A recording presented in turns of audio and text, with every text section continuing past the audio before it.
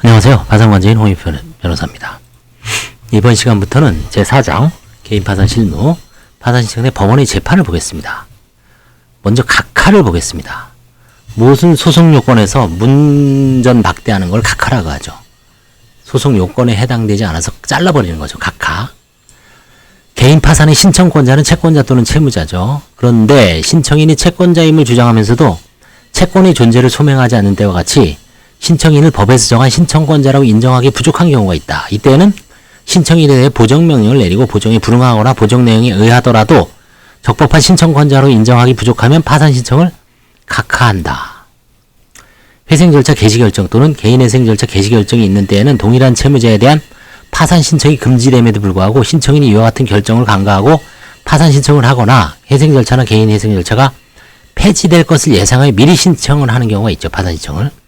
서울회법에서는 신청인에 대한 보정명령을 통해 신청 경위 등을 확인하여 파산 신청에 특별한 사정이 없는 경우 이를 각하하고, 만약 가까운 장래에 회생 절차 또는 개인 회생 절차가 폐지될 것이 확실시되면 그 진행 사항을 살펴서 회생 절차나 개인 회생 절차의 폐지가 확정된 후 파산 절차를 속행하는 것으로 처리하고 있답니다.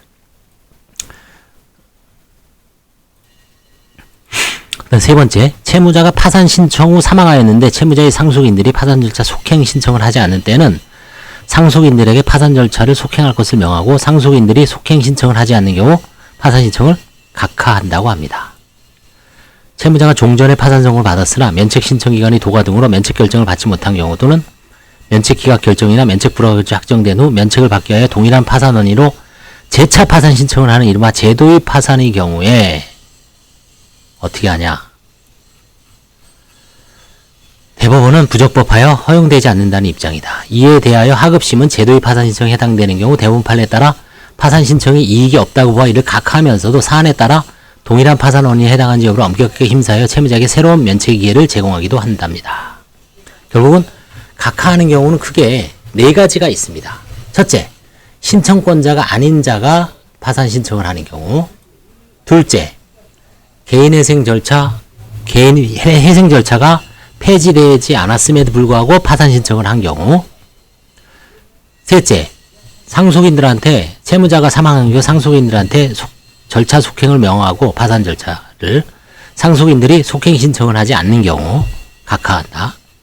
넷째, 제도의 파산에 원칙적으로 각하한다. 그래서 파산 신청을 각하하는 네 가지 사유에 대해서는 잘 알아둘 필요는 없습니다. 이런 경우에 각하하는구나. 네 가지. 시험 내긴 좋겠죠. 감사합니다.